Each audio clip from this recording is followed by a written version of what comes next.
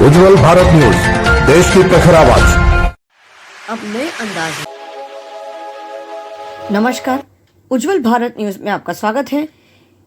गुजरात विधानसभा 2022 का चुनाव 1 दिसंबर और 5 दिसंबर को 2 चरणों में होने जा रहे हैं और 8 दिसंबर को मतगणना शुरू होगा और तभी पता चलेगा कि गुजरात का मुख्यमंत्री कौन बनने वाला है।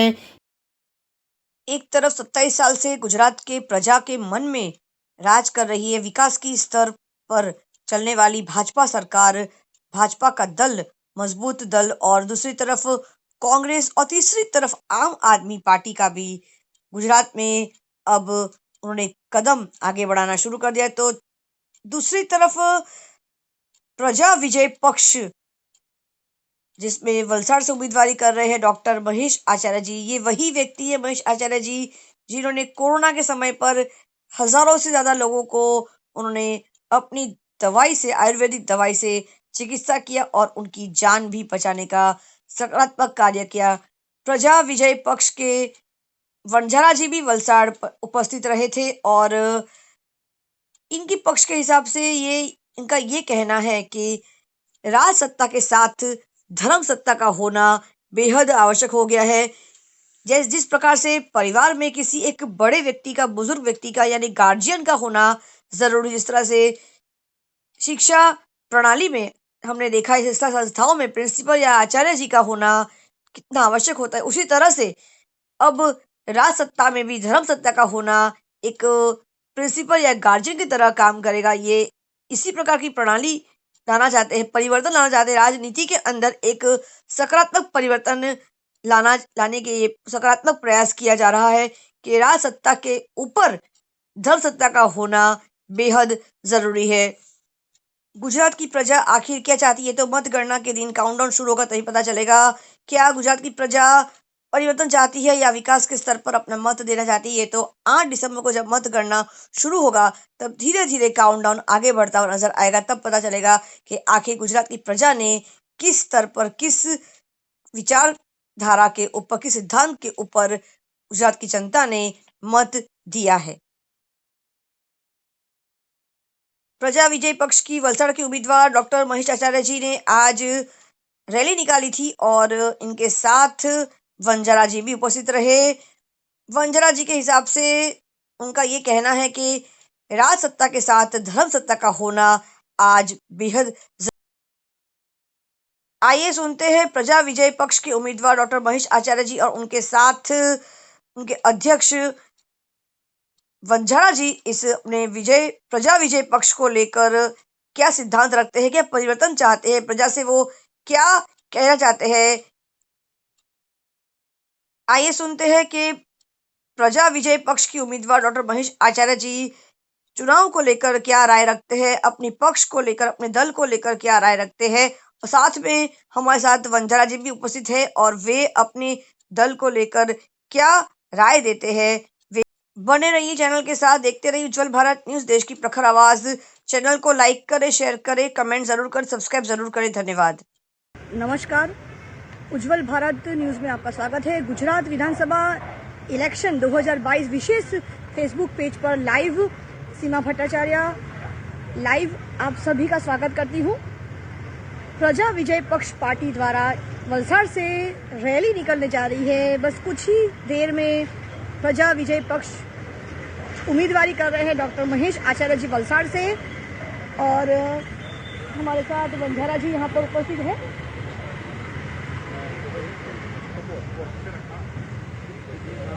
चुनाव के परिणाम 8 दिसंबर को आएगा, तब पता चलेगा कि सही मायने में प्रजा विजय पक्ष प्रजा के मन को जीत पाता है या नहीं। तब तक हमें इंतजार करना होगा। जैसे जैसे चुनाव के दिन नजदीक आ रहे, काफी सारे परिवर्तन, काफी सारे समीकरण, नए समीकरण जुड़ता हुआ और कहीं ना कहीं समीकरण बदलता हुआ हमें नजर आने लगा है। जैसे कल ही की बात करेंगे तो कल की तारीख में करणी सेना के जो अध्यक्ष हैं वो खुद भाजपा में जुड़ गए हैं। ये एक ब्रेकिंग न्यूज की तरह है और जैसे जैसे चुनाव नजदीक आएंगे वैसे समीकरण कुछ परिवर्तन के साथ बदलाव नजर आते जाएंगे। अब देखना यही है कि आखिर प्रजा के मन में राज कौन करते, प्रजा के मुख्यमंत्री कौन बनते हैं, कौन सा पक्ष, कौन सा दल जो है प्रजा के मन में बसता है और प्रजा किसे अपना मत देकर विराजमान करती मुख्यमंत्री के पद पर, ये तो वक्त बताएगा। मतगणना शुरू होगा 8 दिसंबर को, तब पता चलेगा। दूध का दूध, पानी का पानी हो जाएगा। उन्होंने काम करना शुरू कर दिया, काम हो रहा है। और जी, राजनीति में पहली बार आ रही है प्रजा विजय पक्ष नाम की पार्टी, उम्मीदवारी कर रही है, तो किस प्रकार का राजनीति यहाँ पर आज नया देखने को मिलेगा?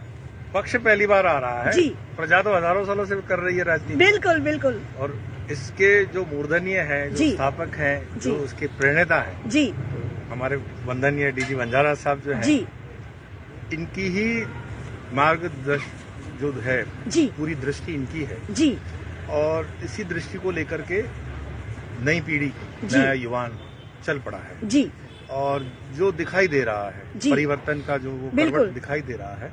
और कोई भी काम जब पहले स्टार्ट होता है तो थोड़ा सा धीरे से करवट लेता है और बिल्कुल। आगे उसका स्वरूप बदलता है। जी, तो मैं समझता हूँ कि ये एक शुभ संकेत है। जी, एक शुभ व्यक्ति द्वारा शुभ हेतु से शुभ संकल्प, और डॉक्टर महेश आचार्य जैसे शुभ व्यक्ति बिल्कुल। इसको वलसाड़ से निकाल रहे हैं। बिल्कुल। तो उससे बड़ा क्या प्रमाण चाहिए? बिल्कुल।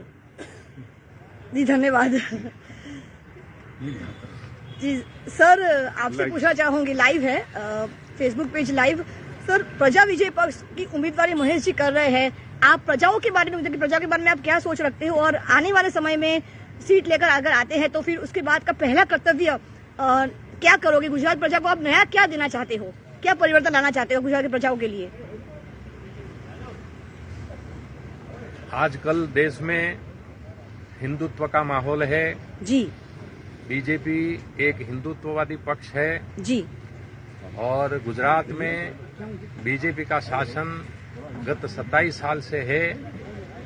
कोई भी एक पक्ष लंबे समय तक शासन में रहता है जी, तो कहा जाता है कि power corrupts and absolute power corrupts absolutely.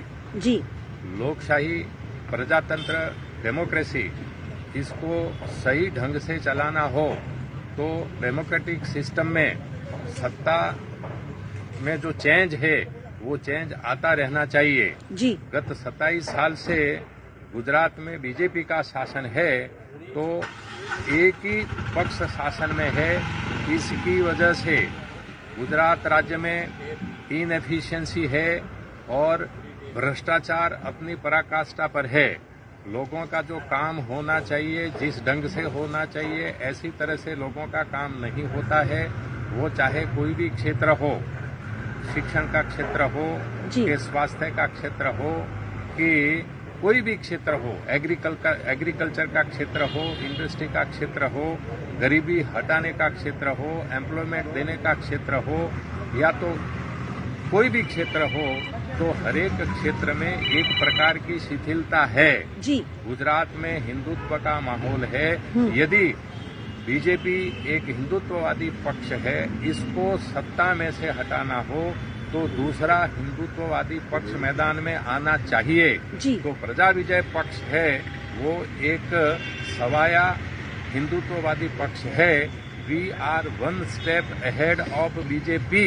जी। तो इसको ध्यान में रखकर और जाहिर जीवन में जी। नैतिक मूल्यों का प्रस्थापन हो, जी। इसलिए राज सत्ता के साथ धर्म सत्ता होनी चाहिए, जो आदि अनादि काल से भारत में रही है। जी। विश्व में दूसरे जो तथाकथित धर्म है तो वहाँ राज सत्ता के साथ धर्म सत्ता है, लेकिन भारत में राज सत्ता के साथ धर्म सत्ता नहीं है। तो हम इस विषय को, इस आइडियोलॉजी को लेके मैदान में उतरे हैं कि देश में राज सत्ता के साथ धर्म सत्ता होनी चाहिए। इस विषय को मध्यस्थ केंद्र में रख के प्रजा विजय पक्ष की स्थापना हुई है। ये इसका आइडियोलॉजिकल बेज है। रही बात हम सत्ता में आएंगे तो क्या करेंगे, तो अभी गुजरात में भय का माहौल है। भय और भ्रष्टाचार अपनी पराकाष्ठा पर है। प्रजा विजय पक्ष सत्ता में आएगा, जब भी सत्ता में आएगा तो भय और भ्रष्टाचार की नाबूदी करेगा और निर्भय प्रजा राज की स्थापना करेगा और लोगों का कल्याण करेगा। जी, धन्यवाद। महेश जी, आप आगे आइए प्लीज। वलसाड़ में परिवर्तन की जरूरत है। किन किन क्षेत्रों में वलसाड़ में परिवर्तन चाहिए, और सत्ता सीट लेकर आते हैं प्रजा विजय पक्ष, तो भी सबसे पहला कर्तव्य आप क्या करना चाहते हो, किस क्षेत्र पर आप परिवर्तन लाना चाहते हो?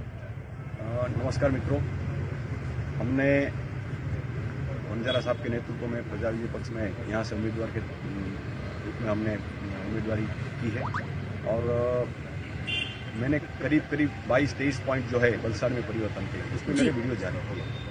लेकिन सबसे जो बड़ा हमारा कर्तव्य है वो जो साहब ने बताया वो है अभयत्व जी।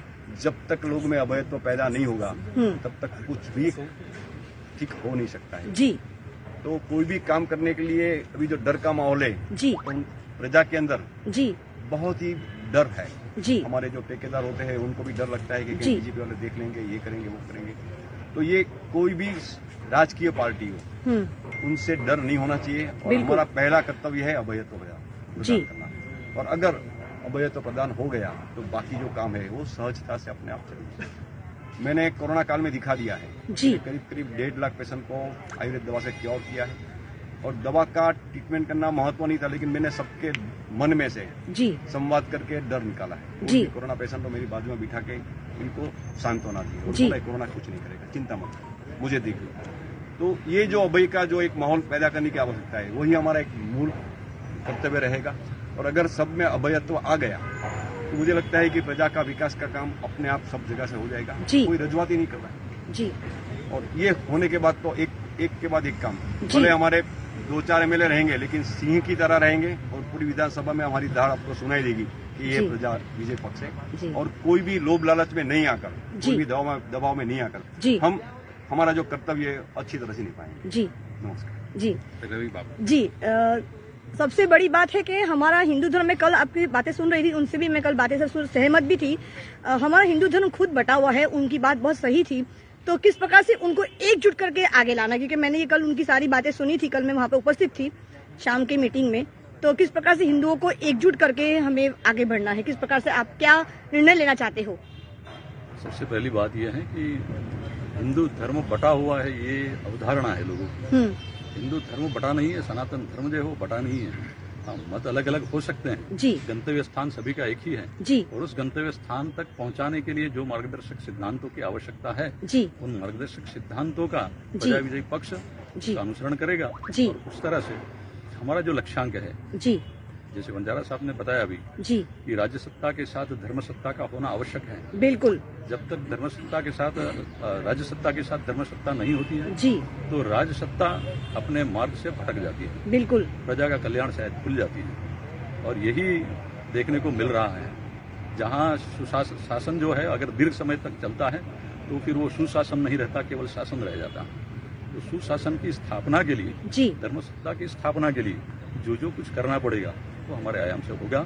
और मैं सभी को ये आश्वस्त करता हूँ कि शायद शुरुआत अभी कम दिखाई देती हो, लेकिन जैसे कहते हैं कि हो गई है पीर पर्वत सी, पिघलनी चाहिए, इस हिमालय से कोई गंगा निकलनी चाहिए। तो वैसे चौराहे पे खड़ा रहकर हंगामा खड़ा करना हमारा मकसद नहीं है। हमारी कोशिश ये रहेगी कि परिवर्तन होना चाहिए जी। एक आखिरी महत्वपूर्ण सवाल शिक्षा के क्षेत्र से मैं पूछना चाहूंगी, क्या हमें नहीं लगता कि गुरुकुल प्रणाली को फिर से दोहराना चाहिए, फिर से शुरू करना चाहिए? गुरुकुल प्रणाली बहुत ज्यादा महत्व रखता है हमारे धर्म के हिसाब से, तो गुरुकुल प्रणाली फिर से शुरू होना चाहिए, उसके बारे में आप क्या राय रखते हो? क्या परिवर्तन चाहते हो शिक्षा प्रणाली में?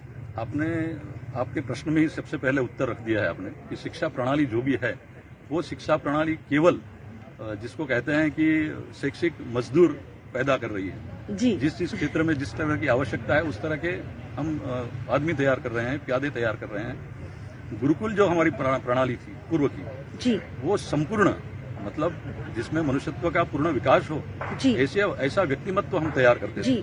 और इसी के बदौलत हमको चंद्रगुप्त से लेकर शिवाजी तक के सम्राट मिले हैं, शासक मिले, अच्छे शासक, कि जिनके शासन को आज हजारों साल के बाद भी याद किया जाता है जी। तो गुरुकुल की जो हमारी प्रणाली है वो पुनः प्रस्तावित होनी बहुत ही आवश्यक है।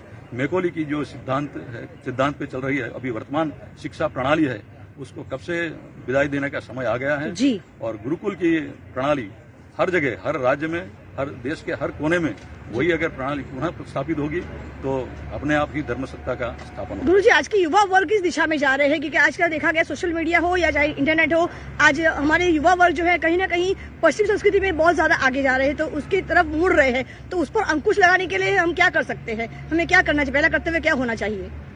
बहुत बढ़िया प्रश्न है आपका। शिक्षा प्रणाली से ही संबंधित है ये प्रश्न भी।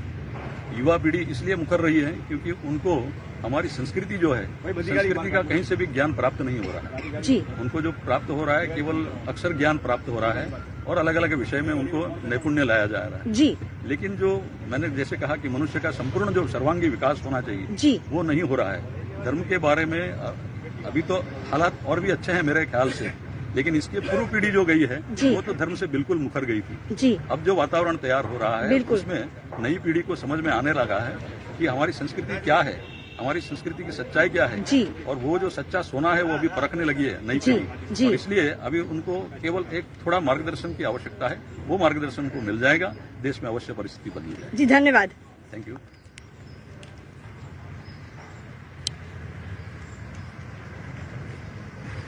जिस प्रकार से एक नया शब्द का यहाँ पर उल्लेख किया गया है, राज सत्ता के साथ धर्म सत्ता आना बहुत जरूरी है। धर्म सत्ता का होना इसलिए अनिवार्य माना जाता है क्योंकि धर्म के लोग, संत गुरु, संत महात्मा इस प्रकार से हमारे समाज को एकजुट करके रखते हैं, धर्म के बारे में प्रचार करते हैं। हमारे भागवत गीता और हमारे रामायण में क्या लिखा है वो हर कोई पढ़कर नहीं समझ पाता, तो उन धर्म सत्ता के लोग जो है, हमारे संत महात्मा जो है, उस धर्म को बरकरार रखने में एकजुट होते हैं, अपनी राय सब तक पहुंचाने का कार्य, सकारात्मक कार्य करते हैं। तो मुझे लगता है कि सही दिशा में अब हमारे धर्म सत्ता के लोग आज राज सत्ता में उतर पड़े हैं। राजनीति के अंदर धर्म सत्ता के लोगों का होना उतना ही जरूरी, जिस प्रकार से एक स्कूल में आचार्य या प्रिंसिपल का होना जरूरी है। कभी भी कोई गलती करे तो उस पर दबाव डालने वाले भी कोई होना चाहिए। इस प्रकार से हमारे घर पे हमारे गार्जियन, हमारे दादा हो या हमारे पापा होते हैं, हम जब गलती करें उन पर अंकुश लगता है, उन पर सजा मिलती है। उसी तरह से राजनीति में जब कोई गलती करे तो उस पर भी सजा मिलने के लिए उसके ऊपर भी कोई होना चाहिए। इसलिए राज सत्ता के साथ धर्म सत्ता का होना बहुत जरूरी है। बने रहिए चैनल के साथ। उज्जवल भारत न्यूज, देश की प्रखर आवाज। सीमा भट्टाचार्य, वलसाड़ की वैश्य रैली से धन्यवाद। चैनल को लाइक करें, शेयर करें, सब्सक्राइब जरूर करें और आपकी राय हमारे लिए बहुत जरूरी, इसलिए कमेंट जरूर करें क्योंकि आपका साथ ही हमारा विकास है। सबका साथ, सबका विकास, सबका विश्वास। धन्यवाद। इस संवाद के प्रायोजक थे रजवाड़ी ज्वेलर्स, MG रोड, वलसाड़।